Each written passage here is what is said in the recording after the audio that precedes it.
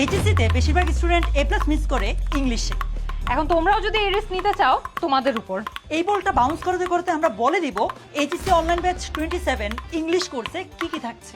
এইচএসসিতে এ plus পেতে হলে শুধুমাত্র গ্রামারেই না, তোমাদের কিন্তু রাইটিংয়েও ভালো করতে হবে। প্র্যাকটিস করতে হবে অনেক স্যাম্পলস এবং ফ্রি হ্যান্ড রাইটিং। আমাদের কোর্সে কিন্তু আমরা আলাদা আলাদা রাইটিং এর উপর ক্লাস রেখেছি, যাতে তোমরা মুখস্থ না করেই তোমাদের এইচএসসি পরীক্ষায় ভালো করতে পারো। আমাদের এই কোর্সে গ্রামারের প্রত্যেকটা টপিককে দুইটা ভাগে ভাগ করেছি। Number 1 discussion, number 2 practice.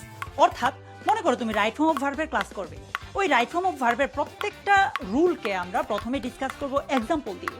তারপর এটার উপর যে প্র্যাকটিস ক্লাসটা থাকবে সেখানে আমরা প্রিভিয়াস ইয়ারের কোয়েশ্চেনগুলো সলভ করব, যাতে করে তোমার পরীক্ষায় যেই ধরনের কোয়েশ্চেনে আসুক না কেন তুমি সেগুলো সহজেই উত্তর করতে পারো। আমাদের এইচএসসি ইংলিশ মাস্টার বুকে তোমাদের জন্য প্রচুর গ্রামার প্র্যাকটিস রয়েছে, যাতে তোমরা মুখস্থ না করে গ্রামারে কিভাবে ভালো করা যায় সেটা শিখতে পারো।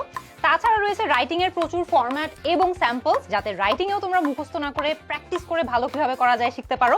And last but not the least, বইয়ের সাইজ দেখেই বুঝছো তোমাদের জন্য অনেক প্র্যাকটিস মেটেরিয়ালও রয়েছে, যাতে করে তোমরা বিগত সালেরই প্র্যাকটিস শুধু না, তোমরা অ্যাডভান্স ইউনিভার্সিটি লেভেল প্র্যাকটিস করে যাতে সবাই এক্সপার্ট হয়ে যেতে পারো অ্যান্ড এক্সামের সকল ভয় কাটিয়ে ফেলতে পারো। এই সব কিছুর পাশাপাশি এই কোর্সে তোমাদের জন্য থাকছে ডেইলি, উইকলি এবং মান্থলি এক্সাম, আর কোর্স শেষে থাকছে board standard final model test.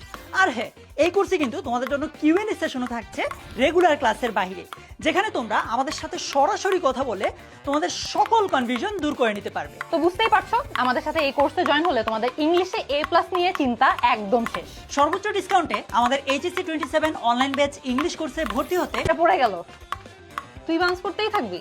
দেখি আমার স্টুডেন্টরা কি বলে। এইচএসসি ইংলিশ যাতে তোমরা মুখস্থ না করে ভালো করতে পারো।